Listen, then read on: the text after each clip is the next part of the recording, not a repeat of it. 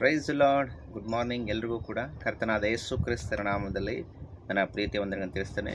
ಪ್ರೀತಿಯುಳ್ಳ ದೇವ್ ಜನರೇ, ಈ ಒಂದು ದಿನ ನಾವು ದೇವ್ರ ವಾಕ್ಯವನ್ನು ಕೇಳಿಸ್ಕೊಳ್ಳೋಣ. ಯೋಹಾನ್ ಬರೆದಂಥ ಮೊದಲನೆಯ ಪತ್ರಿಕೆಯಲ್ಲಿ 5ನೇ ಅಧ್ಯಾಯ, ಅದರಲ್ಲಿ ನಾವು ನೋಡುವಾಗ ಲೋಕವನ್ನು ಯಾರು ಜಯಿಸ್ತಾರೆ, ಲೋಕವನ್ನು ಯಾರು ಜಯಿಸುವವರು ಎನ್ನುವಂಥದ್ದರ ಕುರಿತಾಗಿ ಈ ಒಂದು ಅಧ್ಯಾಯದಲ್ಲಿ ನಾವು ನೋಡೋರಾಗಿದ್ದೇವೆ. ನೋಡಿ, 5ನೇ ಅಧ್ಯಾಯದ 4ನೇ ವಾಕ್ಯ ಹೀಗಿರ್ತದೆ: ದೇವರಿಂದ ಹುಟ್ಟಿರುವಂಥದ್ದೆಲ್ಲವೂ ಲೋಕವನ್ನು ಜಯಿಸುತ್ತದೆ. ದೇವರಿಂದ ಅಂದರೆ ಯೇಸು ಕ್ರಿಸ್ತನಿಂದ ಹುಟ್ಟಿರುವಂಥದ್ದು ಅದೇನಾಗ್ತದೆ ಅಂದರೆ ಲೋಕವನ್ನು ಜಯಿಸುತ್ತೆ. ಲೋಕವನ್ನು ಜಯಿಸುವಂಥದ್ದು ನಮ್ಮ ನಂಬಿಕೆಯೇ. Amen, hallelujah. ಕ್ರಿಸ್ತನಿಂದ ಹುಟ್ಟಿರುವಂಥ ನಂಬಿಕೆ ಅದೇನಾಗುತ್ತಂದರೆ ಲೋಕವನ್ನು ಜಯಿಸುವಂಥದ್ದಾಗಿದೆ. ಇವತ್ತು ನಮ್ಮ ಜೀವಿತದಲ್ಲಿ ಕ್ರಿಸ್ತನು ಇಲ್ಲ ಅಂದರೆ, ಯೇಸು ಸ್ವಾಮಿ ಇಲ್ಲ ಅಂದರೆ ನಾವು ಲೋಕವನ್ನು ಜಯಿಸಲಿಕ್ಕೆ ಆಗೋದಿಲ್ಲ ಪ್ರೇರೆ. ನಾವು ಲೋಕಕ್ಕೆ ಅಧೀನರಾಗ್ತೇವೆ, ನಾವು ಲೋಕದ ಆಸೆಗಳಿಗೆ ಅಧೀನರಾಗ್ತೇವೆ, ನಾವು ಸೈತಾನನಿಗೆ ಅಧೀನರಾಗಿ ಲೋಕದಲ್ಲಿ ನಾವು ಬಿದ್ದು ಹೋಗ್ತೇವೆ. ಆದರೆ ಕ್ರಿಸ್ತನಲ್ಲೇ ನಾವಿದ್ದರೆ, ಆಮೇಲೆ ಕ್ರಿಸ್ತನಲ್ಲಿ ನಾವಿದ್ದರೆ ನಾವು ಲೋಕವನ್ನು ಜಯಿಸುವಂಥವರಾಗ್ತೇವೆ. ಯಾಕೆಂದರೆ ಆ ಕ್ರಿಸ್ತನಲ್ಲಿರುವಂಥ ನಂಬಿಕೆ, ಕ್ರಿಸ್ತನ ಮೇಲೆ ಇಟ್ಟಿರುವಂಥ ನಂಬಿಕೆ ನಮಗೆ ಆ ಬಲ ಕೊಡ್ತದೆ, ಆ ಶಕ್ತಿ ಕೊಡ್ತದೆ.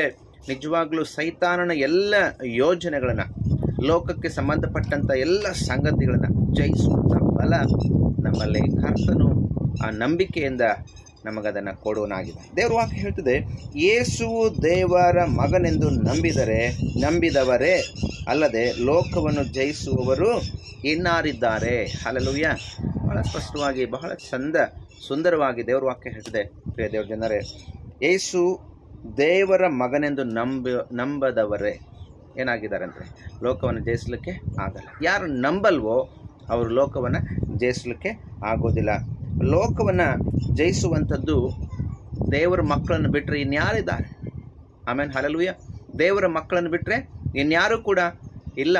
ಯಾಕೆಂದರೆ ಲೋಕ ಅನ್ನುವಂಥದ್ದು ಇದೇನಾಗಿದೆ ಅಂದರೆ ಸೈತಾನನಿಗೆ ಒಳಗಾಗಿದೆ, ಸೈತಾನನ ಒಂದು ಕಾರ್ಯಗಳಿಗೆ ಒಳಗಾಗಿದೆ.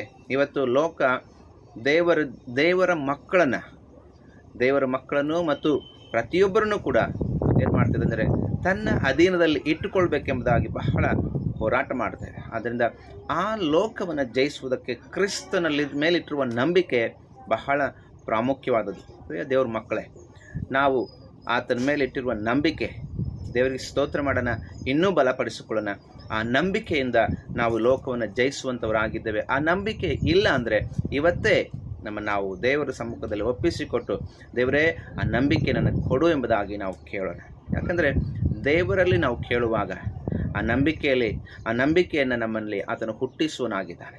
ಆ ನಂಬಿಕೆ ನಮ್ಮೊಳಗೆ ಬರುವಾಗ ನಾವೇನಾಗ್ತೇವೆ ಅಂದರೆ ಲೋಕವನ್ನು ಜಯಿಸ್ತೇವೆ. ಒಂದು ವೇಳೆ ದೇವ್ರ ವಾಕ್ಯ ಕೇಳಿಸ್ಕೊಳ್ಳುವಂಥ, ನನ್ನ ಸ್ವರವನ್ನು ಕೇಳಿಸ್ಕೊಳ್ಳುವಂಥ ಪ್ರಿಯ ಸಹೋದರನೇ ಸಹೋದರಿಯೇ, ನಿನ್ನಲ್ಲಿ ಆ ನಂಬಿಕೆ ಇಲ್ಲ ಅಂದರೆ ಈಗಲೇ ನೀನು ದೇವ್ರಿಗೆ ಒಪ್ಪಿಸಿಕೊಡು, ದೇವರಲ್ಲಿ ಕೇಳ್ಕೊ, ದೇವರೇ ನನಗೆ ಆ ನಂಬಿಕೆಯನ್ನು ಕೊಡಪ್ಪ ಅಂತ ಕೇಳು. ಖಂಡಿತವಾಗಲೂ ಕರ್ತನು ಆ ನಂಬಿಕೆಯಲ್ಲಿ ನಿಮ್ಮನ್ನು ನಡೆಸ್ತಾನೆ. ಯಾಕಂದರೆ ನಂಬಿಕೆಯನ್ನು ಹುಟ್ಟಿಸುವವನು, ಪೂರೈಸುವವನು ಆತನೇ ಎಂಬುದಾಗಿ ದೇವ್ರ ವಾಕ್ಯದಲ್ಲಿ ನೋಡುತ್ತೇವೆ.